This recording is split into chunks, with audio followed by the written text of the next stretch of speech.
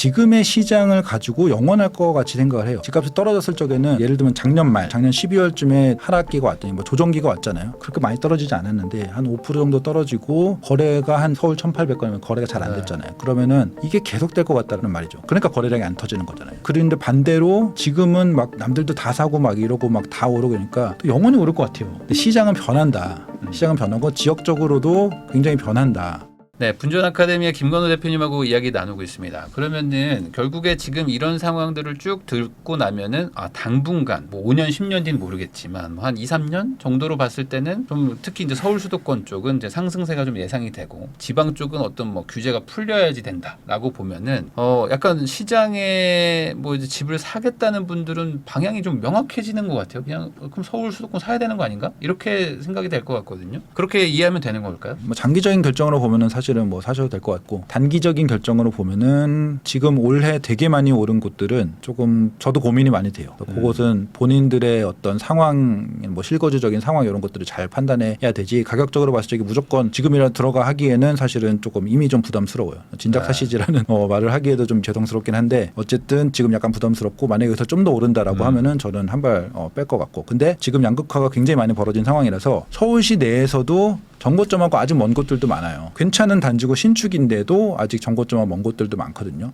그런 곳들은 저는 뭐 충분히 살 수 있는 시기고 경기도 같은 경우에도 경기도에 괜찮은 곳, 뭐 역세권이라서 뭐 서울 접근하기도 충분히 좋고 그러면서 호재도 있고 뭐 신축이고 이런 곳들은 저는 충분히 사서 안정적으로 거주하시다 보면은 갭 메우기도 어느 정도 완전히 갭을 다 메울 수는 없지만 흐름상으로는 갭을 메우면서 좀 올라갈 수 있는 그런 단기적인 흐름으로 봐도 지금 나쁜 타이밍은 아니다. 그래서 지역별로 좀 그런 생각을 다르게 할 수 있을 것 같아요. 네, 그러니까 지금 이미 10%가 오른 지역인데 여기에 지금 들어가서 10% 더 오르기가 쉽지 않을 수 있다. 네. 그러니까 오히려 지금 안 오른 곳들을 가서 약간의 뭐 5, 6%라도 오를 그 갭이 좀 여지가 있는 곳. 사실은 10%가 문제가 아니고 전고점에 닿은 곳들이 좀 있거든요. 그런 데도 전고점이 있죠. 나오고 전고점이라고 하는 거는 21년도에 그 코로나 시장 그런 곳들은 사실은 10%도 아니고 진짜 23년 초와 비교하면은 30%가 그렇죠. 올랐죠. 30% 30%가 이거를 중간에 잠깐 조정받고 이렇게 올랐기 때문에 그런 곳들은 그러니까 약간 전고점 기준을 봐도 될 것 같아요. 전고점에 잠실은 50% 올랐어요. 그렇죠. 저점 그렇죠. 기준으로 보면. 그럴 수 있죠. 네.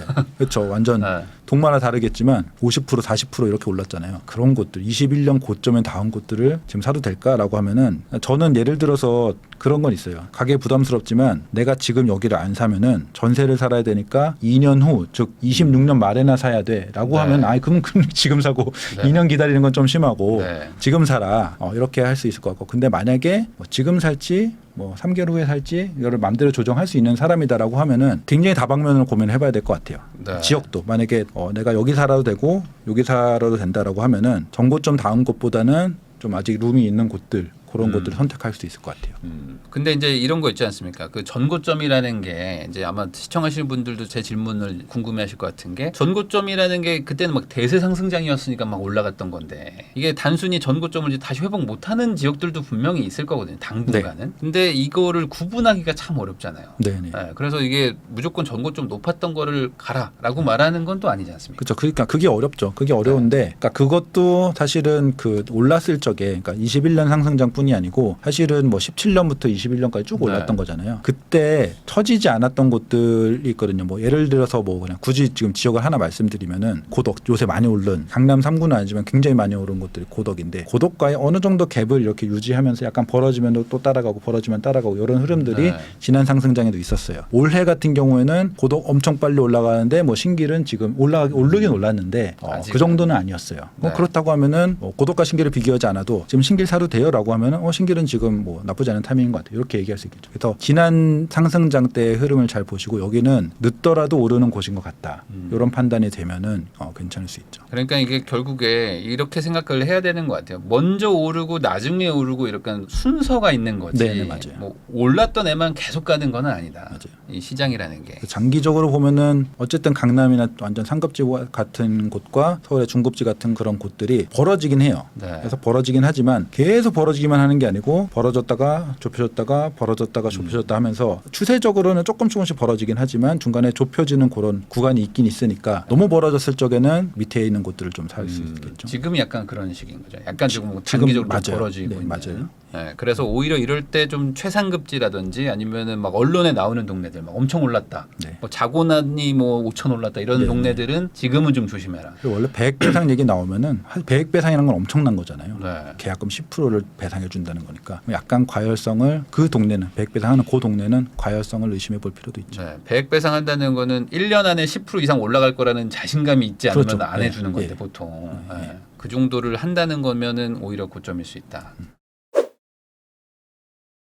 근데 이런 얘기는 항상 있어요. 무리해서라도 결국 좋은 거 사라. 약간 2등이나 3등 전략을 지금 하라는 거일 수 있잖아요. 네. 지금 말씀하신 게. 근데 그렇게 해봐야 결국에 나중 가면은 결국 아까 말하면 이 격차가 계속 벌어지다 보니까 지금 뜨는 데가 어찌 보면 좀 그 지역에서는 또 상급지일 가능성이 높고 네. 그러니까 차라리 그냥 그거 사고 잊어버려라. 이런 얘기도 있거든요. 이거에 대해서는 어떻게 생각하십니까? 그러니까 뭐 무리의 기준에 따라 다르긴 한데 아무튼 갈 수 있는 버틸 수 있는 가장 좋은 곳에 가라는 말은 맞는 말이긴 해요. 맞는 말이긴 한데 저는 뭐 상담 같은 걸 하거나 네. 뭐 지인들하고 얘기를 하면은 플랜을 봐야 되거든요. 만약에 이 집에 딱 들어가면은 나는 이 집에서 12년 정도 예를 들면 애가 이제 초등학교 들어가는데 초중고 다 보내고 한 12년 정도는 살 거야. 네. 라고 하면은 정말로 제일 좋은 곳에 들어가는 게 맞는 것 같아요. 중간에 뭐 여기서 뭐 초등학교 뭐 예를 들면 한 4학년쯤 되면은 한 4년쯤에 내가 상급지로 갈아탈 거야라고 하면은 단기적인 가격의 흐름을 좀 더 예민하게 봐야 되거든요. 그러니까 예를 들어서 지금 좀 덜 오른 곳들을 산 다음에 나중에는 갭이 좁혀졌을 적에 팔아서 갈아타기를 한다든지 네. 이런 식으로 여기에 장기 거주를 안 할 생각이면은 조금 더 사이클 흐름상의 분석을 좀 하는 게 좋고 근데 나는 이번에 이사를 가면은 쭉 살 거야라고 하면은 진짜 무리해서 지금 단기적으로 좀 벌어졌건 아니면은 뭐 급등을 했건 간에 그냥 사실은 좋은 데 사는 게 맞긴 합니다. 근데 이런 얘기를 아마 들으시면은 대부분의 어떤 그 일반인 분들은 이게 구분이 잘 어려워요. 그렇죠. 네네. 실거주도 하고 싶고 투자도 하고 싶고 뭐 이렇거든요. 뭐 이러잖아요. 그러면 이거를 어떻게 뭐 기준이 있을까요? 아니면 단순화를 해야 될까요? 그 정도 되면은 사실은 네. 지금 뭐 짧은 지금 유튜브 영상에서 그걸 설명드리기가 되게 어렵긴 하죠. 그래서 사실은 지역별로의 어떤 가격 흐름의 특성 같은 것들을 공부죠. 사실 공부를 좀 하고 연구를 좀 아니면 그냥 해오시면. 투자성만 생각해야 될까요? 투자성만 우선은. 예를 들면 저는 뭐 이런 것들을 많이 추천하기도 해요. 덜 오른 것들을 사고 덜 오르지만 어쨌든 내가 거주하기 일단 기본적으로 괜찮아야겠죠. 괜찮지만 덜 올라서 상승 여력이 좀 보인다. 이런 것들을 산 다음에 그러면은 원래는 더 좋은 데를 사고 싶었는데 여기가 너무 도망간 거잖아요. 네. 이렇게 지금 걱정하는 이런 사람들 같은 경우에는 거기는 너무 올라가서 이걸 하려면 정말로 내가 애들 학원도 못 보내고 막 이런 정도라고 하면은 그런 데는 일단 보내고 좀 덜 오른 것들을 사고 근데 여기를 살 수도 있었으니까 남은 돈이 있을 거예요. 네, 무리를 했다면 무리를 했다라고 하면 네, 남은 돈도 그거 중에 일부를 다른 투자를 잘 해서 저는 2주택을 하라고 하거든요. 이런 얘기를 하면은 약간 투기꾼 적폐 약간 네. 이런 느낌인데 그래도 저는 2주택을 하라는 주의예요. 4주택, 5주택 이런 것들은 오히려 말리는데 투자적으로 내가 주식이나 이런 데에 재능이 없는 것 같다. 혹은 나 그런 거에 신경 쓰고 싶지 않다라고 하면은 2주택 정도는 저는 자기의 자산을 늘리고 그다음에 상급지와 벌어지는 것들을 해칭하기 위해서 2주택 정도는 할 수 있다고 생각해요. 그래서 연끌을 해서 좋은 데 가는 것도 좋지만 이게 너무 도망갔다라고 하면은 할 수 있는 그나마 내가 내 라이프 우리 가족의 라이프로 봤을 적에 적당한 데를 산 다음에 그다음에 남은 돈으로 소액 투자 같은 거를 저는 지금 서울과 비서울고도 좀 양극화가 많이 됐기 때문에 비서울 쪽에 약간 소액 혹은 중소액 뭐 예를 들면 뭐 한 1억 5천, 2억 요 정도 사이로 투자할 것들이 저는 있을 것 같거든요. 그렇게 보고 있기 때문에 그런 것들을 같이 가져가요. 예를 들면서 이걸 사고 뭐 좀 몇 개월 후에 이걸 사서 뭐 일시적 2주택 전략을 한다든지 뭐 그런 걸로 조금 아니면은 재개발 뭐 입주권을 사면은 일시적 2주택이 훨씬 길고 3년이 아니고 이게 입주하고 나서 할 수 있으니까 그런 식으로 조금 복합적인 자산 전략을 좀 짜서 지금 걱정하는 거는 그거잖아요. 영끌에서 얘를 샀는데 얘를 살 거를 좀 낮춰서 샀는데 몇 년 후에 보니까 벌어져서 더 못 사게 됐다. 그러니까 그거를 막는 전략으로 소액으로 다른 투자를 해서 그렇게 해칭을 할 수 있지 않을까. 네. 제가 이제 질문이 약간 좀 괴팍한 질문이었던 거죠. 어떻게 보면 이게 짧게 할 수 있는 얘기는 아니긴 하지만 결국에 비싼 거를 사는 거는 어쨌든 상대적으로 싼 거 사는 거 대비 그 투자성은 앞으로 안 좋을 수 있으니까 네. 적절한 걸 사라는 말씀이신데 남은 돈을 가지고 따라잡아라. 근데 이게 어렵잖아요. 사실 일반적으로 이렇게 회사 생활하고 하시면서 뭐 이런 거 투자도 알아보기 쉽지 않으니까 그냥 아주 그냥 단순하게 얘기하면은 그냥 좋은 거 사서 그냥 견디실 수 있으면 사고 아니면 그냥 이렇게 좀 쪼개가지고 좀 수익률을 좀 고려해라. 뭐 그렇게 합니다. 예. 근데 이제 보통 비싼 걸 사고 싶잖아요, 사람들이. 그쵸. 아무래도 네. 예. 조금이라도 더 좋은 거. 그러면은 이제 동네도 좋아지고 뭔가 좀 기분도 좋아지고. 근데 그렇게 샀다가 빠지면 못 버티는 거죠. 그러니까 그걸 감안하셔야 돼요. 각오를 하시면 되는데 지금 그러니까 저는 딱 지금 7월 말 7월 24일인데 지금은 그래도 웬만하면은 좋은 거 사시라고 하는데 앞서 말씀드렸듯이 지금보다 만약에 더 올라요. 그러면 어떻게 상급지들이 될 것이냐. 더 올라요. 그러면은 이때 사면 안 된다. 장기적으로 보면 사면 안 된다는 건 아닌데 일시적으로 떨어지더라도 각오를 하고 사야 된다는 거예요. 예를 들어 내가 20억짜리를 내가 정고점을 갱신하면서 네. 20억짜리 샀어요. 어떤 곳. 그러면은 이게 중간에 한 19억으로 떨어질 수도 있다. 이걸 감안하고 사는 거예요. 그럼에도 나는 장기적인 전략을 봤기 때문에 괜찮다. 뭐 좋은 집에 좋은 위치에 살고 언젠가는 오를 건 사실 언젠가는이라고 말할 정도로 긴 것도 아니에요. 뭐 1년 후면 다시 오를 거나 믿으니까 잠깐 조정돼도 괜찮다라는 마음으로 사야지 이거 계속 오를 거야라는 생각을 샀다가 조정 받으면은 생각보다 심리적 타격이 굉장히 크거든요. 그렇죠. 네, 그때 저기 좀 싼 데 살 걸 뭐 이렇게 해서 특히 네. 주변에서 누가 무조건 말리거든요. 그쵸. 근데 말리는 걸 뚫고 샀는데 사면, 3, 4개월 뒤에 그 내 거보다 낮은 가격대가 막 찍히기 시작하면은 그쵸. 그때 그 비난 그죠. 받는 거봐. 거. 이런 거. 왜 내 굳이 맛으로, 네. 그걸로 차라리 차를 사지 거봐. 막 이런 얘기들 들리기 시작하면은 근데 그때 이제 네. 애초에 살 적에 지금 고점일 수도 있다라는 걸 알아. 하지만 나는 우리 가족들한테 가장 최상의 보금자리를 마련해주고 조정이 와도 괜찮아라는 애초에 살 적에 그런 마음을 갖고 산다라고 하면은 그럴 수 있죠. 그러니까 반대로 그러니까 실거주냐 투자냐 확실하게 정하는 것부터 하긴 해야 될 것 같아요. 실거주라고 하면은 네. 실거주고 장기적으로 간다라고 하면은 제일 좋은데 가서 가족들과 뭐 편안하게 사는 게 좋죠. 그래서 이제 그거부터 정하고 나서 생각을 하시면 좋을 것 같다. 그래서 요즘에 그런 얘기도 있어요. 그러니까 요즘 달리고 있는 이미 상승한 데들이 뭐 대단지 신축 뭐 이런 것들이 많다 보니까 오히려 지금 약간 준신축이라고 해야 될까? 뭐 10에서 20년 사이 이쪽으로 가는 것도 나쁘지 않다. 이런 얘기들도 있는데 그거에 대해서는 어떻게 생각하십니까? 약간 연식으로 좀 보는 거죠. 일단은 가격은 따라오겠죠. 따라온다라기보다는 어쨌든 완전히 따라붙지 못해도 같이 상승세를 타긴 타겠는데 저는 추천은 하진 않아요. 만약에 이거를 장기적으로 어쨌든 거주해서 가져갔을 적에 용적률이나 뭐 지분 이런 게 보이잖아요. 네. 그런 것들을 봤을 적에 여기는 지금은 완전 구축도 아니고 신축도 아니고 애매한 곳이지만 예를 들어 내가 10년을 살아 그러면은 25년 차가 돼서 뭐 재건축 얘기도 나오고 뭐 추진위도 생길 수 있고 뭐 그런 정도의 연식이고 지분이고 용적률이다라고 하면은 저는 뭐 가셔서 사시다 보면은 재건축 호재가 좀 나오면서 그 가격 상승도 얻을 수 있고 괜찮다라고 봐요. 근데 이미 막 용적률이 300%도 아니고 310% 20% 이런 것들도 있잖아요. 298% 이런 것들은 구축이 지금 예를 들어서 한 17년 차에 샀어요. 17년 차라고 해도 2000년대 중반 시기잖아요. 꽤 멀쩡한 것. 그런 것들을 사서 들어갔는데 내가 여기 10년 살면은 27년 차가 되잖아요. 그러면은 재건축 안 되는 썩은 아파트, 약간 이도저도 안 되는 아주 구축 이렇게 되는 순간에 사실은 평가가 안 좋아질 수밖에 없거든요. 그래서 지금의 구축을 사실 적에는 지금의 어떤 시장에서의 평가보다 내가 여기 몇 년 살지 생각해보고 팔 때의 시장에서의 평가가 어떨지. 만약에 재건축이 될 만한 걸 사면은 팔 때 여기는 재건축 대상 아파트에 포지셔닝이 되니까 괜찮은 거고, 근데 그렇지 않은 곳들은 팔 적에 그냥 구축이 되니까 좀 안 좋을 수 있으니까 그런 것들을 반드시 염두에 두셔야 돼요. 같은 동네에서 연식이 조금 오래된 걸로 해서 이제 선택하는 게 아니라 차라리 신축인데 다른 동네 걸 사라. 덜 오른 동네. 아예 그러던지 신축인데 다른 동네 걸 사든지 구축을 좀 낮은 가격에 사고 싶으면은 재건축이 될 만한 곳을 사라. 재건축 사업성이 안 나오는 곳은 안 돼.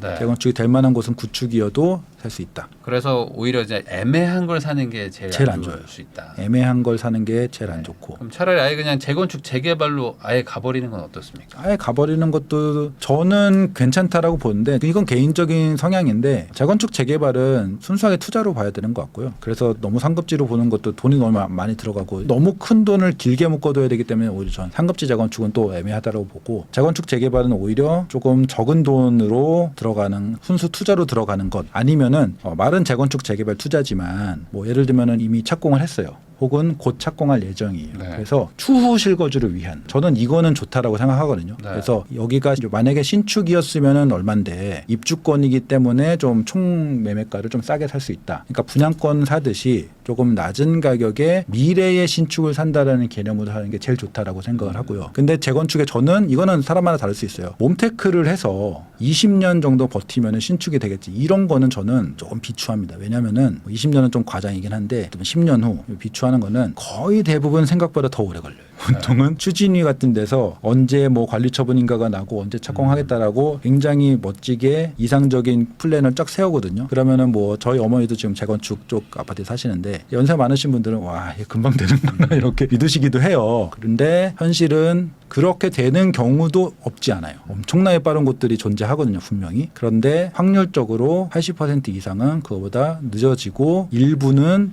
무한으로 늦어지기도 하기 때문에 그러면은 약간 그런 몸테크로 굉장히 안 좋은 아파트에 원래 10년 살 줄 알았는데 뭐 20년 살고 뭐 이렇게 되면은 이게 내 삶에 있어서 나름 좋은 삶을 살려고 투자하는 건데 그래서 약간 몸테크는 조금 비추하는 편이고 그거보다는 앞서 말씀드린 입주권 관리처분인가 난 입주권을 신축보다 조금 저렴하게 사서 네. 5년 후에는 신축에 입주할 수 있는 것. 그동안은 뭐 전세 2번 정도 살고 네. 이런 투자는 재개발 재건축 추천합니다. 그러니까 일종의 약간 뭐 사전 청약 느낌 정도로 약간 그렇죠. 근데 사전청인데 취소되지 않은 취소되지 않는 사전 무산되지 청약 않은. 정도의 느낌으로 그쵸. 그러니까 이해하시는 분들은 뭐 뭔 소리인지 아실 겁니다. 그러니까 너무 이제 몸테크 하시는 분들은 굉장히 큰 수익을 감안하시는 거예요. 내가 여기 오래 몸테크 하면은 엄청 큰 수익이 나겠지. 근데 그런 것보다는 약간 싸게 사는 그런 투자로 가는 게 낫지 않을까. 실제로 몸테크를 해가지고 큰 수익이 난다는 거는 이제 금액으로는 그럴 수 있지만 수익률로 치면은 맞아요. 기간과 수익률로 기간을 치면은 생각하면 그쵸. 그렇게 큰 맞아요. 건 또 아니에요. 맞아요. 2배 올라야 본전 정도 그렇죠. 되는 거. 거기다가 스트레스 생각하면은 또 네. 그러면 이제 아까 잠깐 말씀하셨던 것 중에 이제 2주택을 할 수도 있다. 약간 조금 작은 거 사고 남은 돈 가지고 뭐 1억 5천 2억 가지고 살 수 있다. 이런 게 얘기를 해주셨는데 뭐 단순히 얘기해서 한 1억 5천 정도로 투자를 한다. 그러면은 어떤 수준의 물건들을 지금 얘기를 하시는 거예요? 경기도 쪽에도 1억 5천, 1억 8천 뭐 이 정도면은 앞서 말씀드린 예를 들면 한 5년은 4년 후 그러니까 네. 이게 이미 공사에 곧 들어간다. 뭐 예를 들면 2주 끝났고 막 철거하는 중이다라고 하면은 철거 기간하고 뭐 착공하고 이러면은 딱 4년 후 정도면 입주하거든요. 근데 이미 철거를 하고 있다라고 하면은 변수는 거의 없어진 거죠.